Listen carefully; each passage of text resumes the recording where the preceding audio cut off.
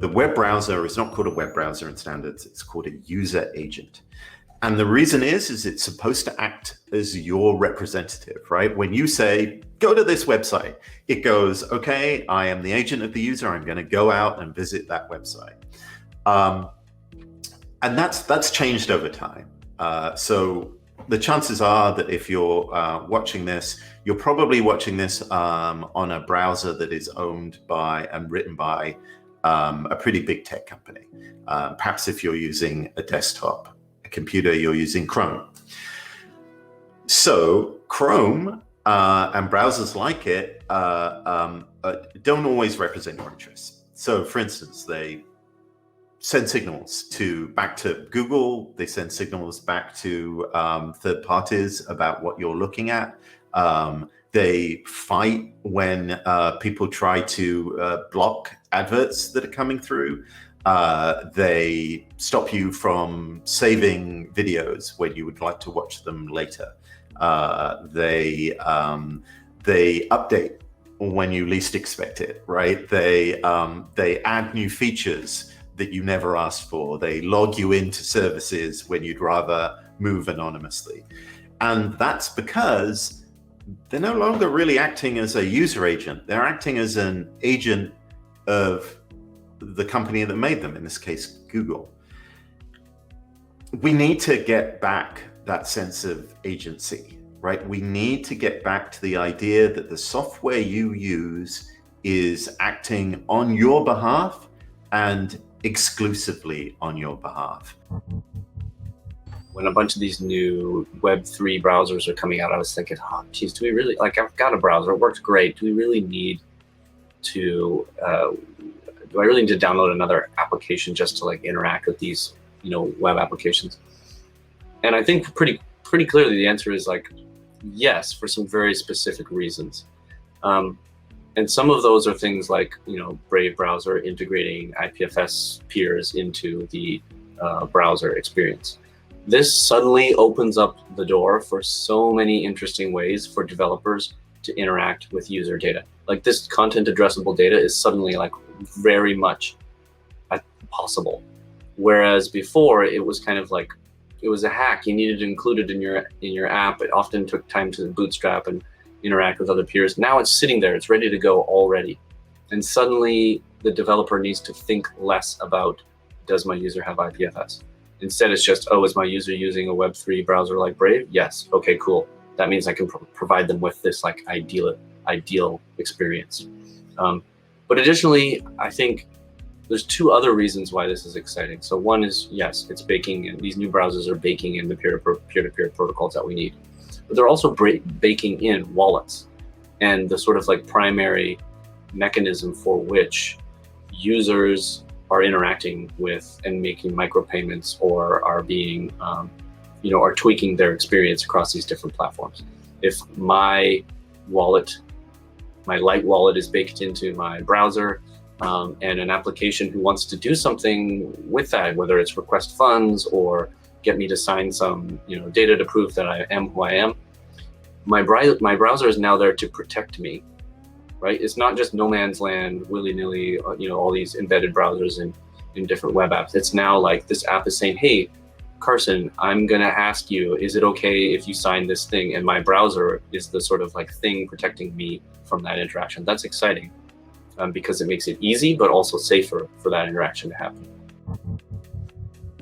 So we've seen Opera browser and Brave browser both get in very early and do things like build Ethereum wallets into the browser. So you can actually store crypto assets inside the browser. And that makes complete sense because, I want to have a wallet that's easily accessible to me as I'm going around on the internet and doing things. And so that's where they started, which was supporting wallets. And the next step from there was to support blockchain-based domain names and allow them to resolve for websites.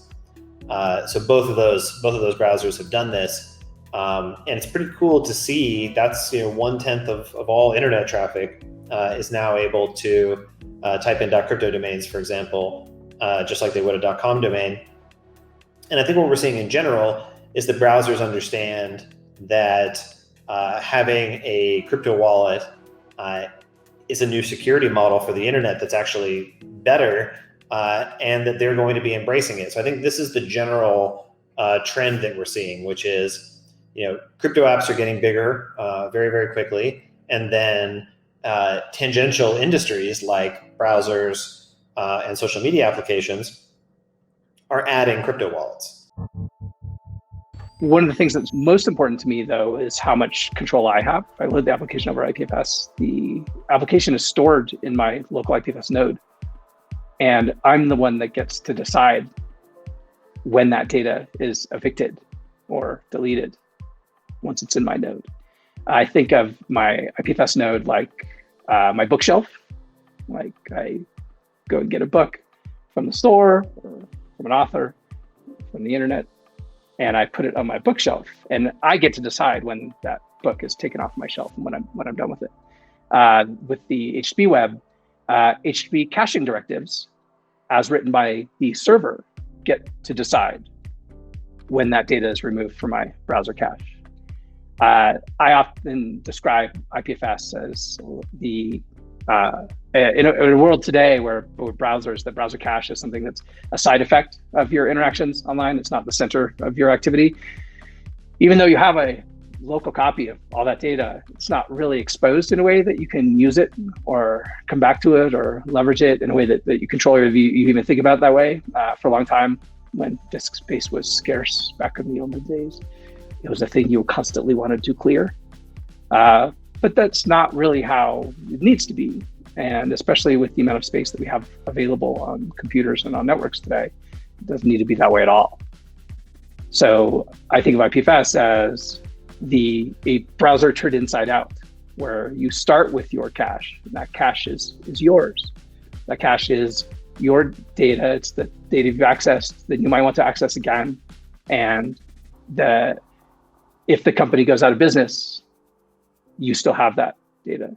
If they got bought by Twitter and shut down, you still have your working copy of that application if they publish it on IPFS, or that data or that content.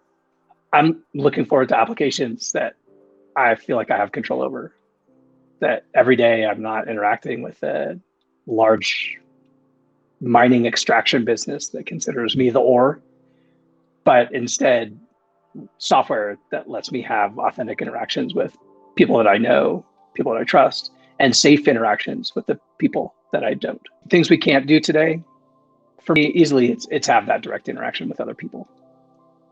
I want to be able to send a photo to somebody directly, immediately, and be sure it's just something between me and them, because it doesn't have to leave the house for hanging out in the house. Why should it? There's no technical reason for my data to ever leave my house if I'm only hanging out and talking to people in my house. So I'm looking forward to a future where applications have that capability, where I have that sense of trust.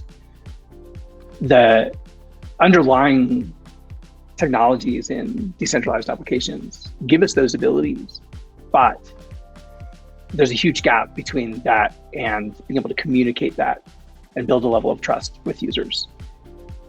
The capability doesn't mean that the design is in place to be able to do that. And that design, I think, is going to be one of the biggest challenges in adoption. Is we've trained people to use applications without questioning what was happening. Now that they are questioning, we need to be able to design applications that cause people to ask those questions and allow them to get a better answer. Companies are going to be better able, with a decentralized future of the internet, to create services that compete with each other and compete with the big giants. And they're going to be able to access data in ways that the giants may not necessarily like. And that is something that is a good development, because when the big internet giants can decide who's able to access data or who is able to interact with their services in a particular way, when those services are, basically the only option, then they are able to make decisions about the future of the internet that lock in protections for their interests. But a decentralized internet is going to be a much better tool for ensuring that people can make their own decisions about how they want to experience the internet,